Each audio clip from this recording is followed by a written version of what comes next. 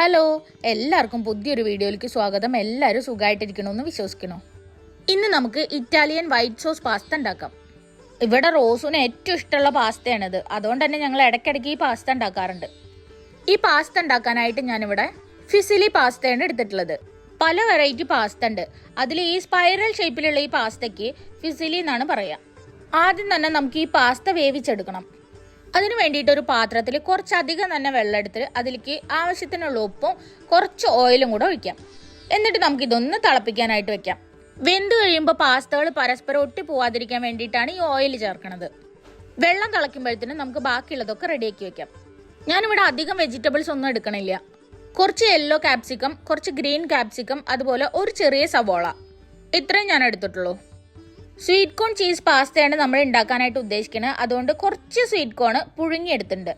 ഇനി ഇതിലേക്ക് വേണ്ട സ്പൈസസ് ആയിട്ട് എടുത്തിട്ടുള്ളത് ഒരു 3 പച്ചമുളക് ചെറുതായിട്ട് ചോപ്പ് ചെയ്തത്, 6 അല്ലി വെളുത്തുള്ളി ചെറുതായിട്ട് ചോപ്പ് ചെയ്തത്, 1/2 ടീസ്പൂൺ കുരുമുളക് പൊടി, 1/2 ടീസ്പൂൺ ചതച്ച മുളക്. ഇതിലേക്ക് 1 ഗ്ലാസ് പാല് വേണം. ഫുൾ ക്രീം ആയിട്ടുള്ള പാൽ എടുക്കണമായിരിക്കും കൂടുതലും നല്ലത്. ഞാനിവിടെ ബർഗറിനൊക്കെ ഉപയോഗിക്കണ 2 സ്ലൈസ് ചീസ് എടുത്തിട്ടുണ്ട്. ചീസൊക്കെ അവനാന്റെ ഇഷ്ടത്തിന് കൂട്ടുക കുറയ്ക്കുകയൊക്കെ ചെയ്യാം. പിന്നെ കുറച്ച് മൊസറല്ല ചീസും കൂടെ വേണം. വൈറ്റ് സോസ് ഉണ്ടാക്കാൻ വേണ്ടിയിട്ട് നമുക്ക് ആദ്യം തന്നെ പാല് തിളപ്പിച്ചിട്ട് എടുക്കണം. പാല് തിളപ്പിക്കുക ആദ്യം വൈറ്റ് സോസ് ഉണ്ടാക്കാറുണ്ട്. പക്ഷെ എനിക്ക് എന്തോ അത് അത്ര ഇഷ്ടമല്ല. അതുകൊണ്ട് ഞാൻ എപ്പോഴും തിളപ്പിച്ചിട്ടാണ് ഉണ്ടാക്കാറ്. ഇനി ഒരു പകുതി സവോളയിൽ കുറച്ച് ഗ്രാമ്പൂ, ഒരു ചെറിയ കഷ്ണം പട്ടയും കൂടെ ഇതുപോലെ കുത്തി വെച്ചിട്ട് നമുക്ക് ഈ പാലിലിടാം. ഈ പാലിൽ ഇതുപോലെ ഇട്ടിട്ട് തിളപ്പിക്കുമ്പോൾ സോസിന് നല്ലൊരു ഫ്ലേവർ ഉണ്ടാവും. പാൽ ഇവിടെ ഇരുന്നിട്ട് നന്നായിട്ട് തിളച്ച് ആ ഉള്ളിയുടെ ഒക്കെ ഒരു ഫ്ലേവർ അതിലേക്ക് ഇറങ്ങട്ടെ. അപ്പോഴത്തേനും നമ്മളുടെ വെള്ളം ഇവിടെ നന്നായി വെട്ടി തിളയ്ക്കാൻ തുടങ്ങിയിട്ടുണ്ട്. അതിലേക്ക് നമ്മൾക്ക് എടുത്തു വെച്ചിട്ടുള്ള പാസ്ത ഇട്ട് കൊടുക്കാം. എന്നിട്ട് നന്നായിട്ടൊന്ന് മിക്സ് ആക്കി കൊടുക്കണം. അല്ലെങ്കിൽ പാസ്ത പാത്രത്തിൽ ഒട്ടിപ്പിടിക്കാനുള്ള സാധ്യത ഉണ്ട്. ഇനി ഈ പാസ്ത ഇവിടെ ഇരുന്നിട്ട് നന്നായിട്ട് വേവട്ടെ. ഏകദേശം ഒരു 10 മിനിറ്റ് എടുക്കും ഇതൊന്ന് വെന്ത് കിട്ടാൻ. ഒരുപാട് വെന്ത് പൊടിഞ്ഞു പോവാതെ നോക്കണം. അപ്പോഴേക്കും നമ്മളെ പാൽ ഇവിടെ നന്നായി തിളച്ച് വന്നിട്ടുണ്ട്. ആ ഉള്ളിയുടെയും പട്ടയുടെയും ഗ്രാമ്പൂൻ്റെ ഒക്കെ ആ ഒരു ഫ്ലേവർ ഇതിലേക്ക് ഇറങ്ങിയിട്ട് പാലിന് നല്ലൊരു സ്മെല്ലാണ്. ഒരു 10 മിനിറ്റ് കഴിഞ്ഞപ്പോഴത്തേനും നമ്മളെ പാസ്ത ഇവിടെ നന്നായി വെന്ത് വന്നിട്ടുണ്ട്. ഒന്നും ഉടഞ്ഞു പോയിട്ടില്ല, പാകത്തിന് വെന്ത് കിട്ടിയിട്ടുണ്ട്. ഈ സ്പൈറൽ പാസ്ത ആയതുകൊണ്ട് ഓവർ കുക്ക് ആയി കഴിഞ്ഞാൽ അത് പൊട്ടിപ്പോവാനുള്ള സാധ്യത ഉണ്ട്. അതുകൊണ്ട് വേവിക്കുമ്പോൾ നല്ലോണം ശ്രദ്ധിക്കണം. ഇനി നമുക്ക് ഇതിലത്തെ വെള്ളം ഒന്ന് ഊറ്റിയെടുത്തിട്ട് അതിൻ്റെ മുകളിൽ കുറച്ച് പച്ചവെള്ളം കൂടെ ഒഴിക്കാം. ഈ പാസ്തകൾ തമ്മിൽ ഒട്ടിപ്പോവാതിരിക്കാൻ വേണ്ടിയിട്ടാണ് കുറച്ച് പച്ചവെള്ളം ഒഴിക്കണത്. ഇനി ഒരു പാൻ അടുപ്പിൽ വെച്ച് ചൂടാക്കി അതിലേക്ക് കുറച്ച് ബട്ടർ ഇട്ട് കൊടുക്കാം. ഞാനിവിടെ നിന്ന് ബട്ടറാണ് എടുത്തിട്ടുള്ളത്. ഒലിവ് ഓയിൽ ഉപയോഗിക്കണവർക്ക് അങ്ങനെ ഉപയോഗിക്കാം. ബട്ടർ നന്നായി മെൽട്ടായി വരുമ്പോൾ നമുക്ക് അതിലേക്ക് ചോപ്പ് ചെയ്ത് വെച്ചിട്ടുള്ള വെളുത്തുള്ളിയും പച്ചമുളകും കൂടെ ചേർക്കാം. ഈ വെളുത്തുള്ളിയുടെയും പച്ചമുളകിൻ്റെയും ആ ഒരു പച്ച മണമൊക്കെ മാറുന്നവരെ നന്നായിട്ട് ഈ ബട്ടറിൽ ഇട്ടിട്ട് മൂപ്പിച്ചെടുക്കണം. വെളുത്തുള്ളിയുടെയും പച്ചമുളകിൻ്റെയും കളർ മാറി പോവാതെ ശ്രദ്ധിക്കണം. അങ്ങനെ കളർ മാറിപ്പോയാൽ നമ്മളുടെ സോസിന്റെ കളറും ചേഞ്ച് ആവും. ഇപ്പോൾ ഇത് അവിടെ വെളുത്തുള്ളിയുടെയും പച്ചമുളകിൻ്റെ ആ ഒരു പച്ചമണമൊക്കെ മാറിയിട്ട് നന്നായി മൂത്ത് വന്നിട്ടുണ്ട്. ഇതിലേക്ക് നമുക്ക് 1 ടേബിൾ സ്പൂണ് മൈദ ചേർക്കാം.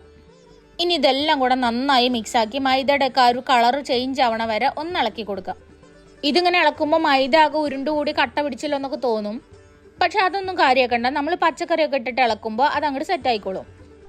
ഇപ്പം ആ മൈദയുടെ ഒരു പച്ച ടേസ്റ്റ് ഒക്കെ ഒന്ന് മാറി ഒന്നൊരു കളറൊക്കെ ചേഞ്ച് ആയി വന്നിട്ടുണ്ട്. ഈ സമയത്ത് അതിലേക്ക് നമുക്ക് അരിഞ്ഞു വെച്ചിട്ടുള്ള സവോളയും ക്യാപ്സിക്കവും ചേർക്കാം. എല്ലാം കൂടെ ചേർത്തിട്ട് ഒന്ന് മിക്സാക്കി കൊടുക്കാം. ഒരുപാട് ഓവർ കുക്ക് ആവാതെ നോക്കണം. ഓവർ കുക്ക് ആയി കഴിഞ്ഞാൽ ക്യാപ്സിക്കത്തിൻ്റെ ഒക്കെ ആ ഒരു ക്രഞ്ചിനെസ് ഒക്കെ പോയിട്ട് ആ ഒരു ടേസ്റ്റ് മാറും. ഇപ്പം എല്ലാം നന്നായി മിക്സ് ആക്കിയിട്ട് എടുത്തിട്ടുണ്ട്. ക്യാപ്സിക്കം ഉള്ളിയൊക്കെ ചെറുതായിട്ടൊന്ന് വാടി വന്നിട്ടുണ്ട്. ഈ സമയത്ത് നമുക്ക് അതിലേക്ക് തിളപ്പിച്ച് വെച്ചിട്ടുള്ള പാല് അരിച്ചൊഴിക്കാം. പാലിൽ ചേർത്തിട്ടുള്ള ഗ്രാമ്പൂ, പട്ട, ഉള്ളി ഇതൊക്കെ ഒഴിവാക്കണം. എന്നിട്ട് നന്നായിട്ട് മിക്സ് ആക്കണം. നന്നായിട്ട് മിക്സ് ആക്കുമ്പോഴാണ് ആ പാലും മൈദയൊക്കെ കൂടി യോജിക്കുള്ളൂ. എന്നിട്ട് ചെറുതായിട്ടൊന്ന് തിളപ്പിച്ചെടുക്കണം. ചെറുതായിട്ടൊന്ന് തിളയ്ക്കുമ്പോഴത്തേന് തന്നെ സോസ് ഒന്ന് കുറുകി വരും. ഈ സമയത്ത് നമുക്ക് എടുത്തു വെച്ചിട്ടുള്ള സ്ലൈസ് ചീസ് ഇതിൽ ചേർക്കാം. എന്നിട്ടൊന്ന് ഇളക്കി കൊടുത്തിട്ട് ഈ സ്ലൈസ് ചീസൊക്കെ ഒന്ന് മെൽട്ടാക്കിയിട്ട് എടുക്കണം. ചീസ് ഒന്ന് മെൽട്ടായി വരുമ്പോഴത്തേനും സോസ് ഒന്നും കൂടെ ഒന്ന് തിക്കായിട്ട് വരും. ഇപ്പം നമ്മളെ വൈറ്റ് സോസ് ഇവിടെ ഏകദേശം സെറ്റായി വന്നിട്ടുണ്ട്. സോസ് കുറച്ച് ലൂസാണല്ലോ എന്നൊക്കെ തോന്നും. പക്ഷെ അത് പാസ്ത ഇട്ടാൽ റെഡി ആയിക്കോളും. ഇനി ഈ സോസിൽ ഉപ്പൊക്കെ നോക്കിയിട്ട് അതിൽ പാകത്തിന് ഉപ്പും കൂടെ ചേർക്കാം.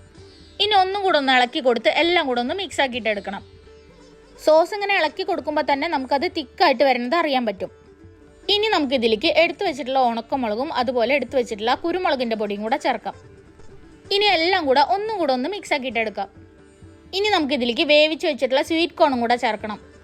സ്വീറ്റ് കോണിന് പകരം ചിക്കനോ മഷ്റൂമോ ഒക്കെ ചേർത്തിട്ട് ഉണ്ടാക്കാറുണ്ട്. ഇവിടെ റോസിന് സ്വീറ്റ് കോൺ ആണ് കൂടുതൽ ഇഷ്ടം, അതുകൊണ്ടാണ് ഞാൻ സ്വീറ്റ് കോൺ എടുത്തത്. ഇനി എല്ലാം കൂടെ നന്നായി ഒന്നും കൂടെ ഒന്ന് ഇളക്കി യോജിപ്പിച്ചിട്ട് നമുക്ക് വേവിച്ച് വെച്ചിട്ടുള്ള പാസ്ത ഇതിൽ ചേർക്കാം. പാസ്ത ചേർത്ത് കഴിഞ്ഞാൽ പിന്നെ ഫ്ലെയിം സിമ്മിലാക്കി മാറ്റിയിട്ട് നന്നായിട്ടൊന്ന് മിക്സ് ആക്കി കൊടുക്കണം. ഈ പാസ്തയൊക്കെ ചൂടോടുകൂടി കഴിക്കണം.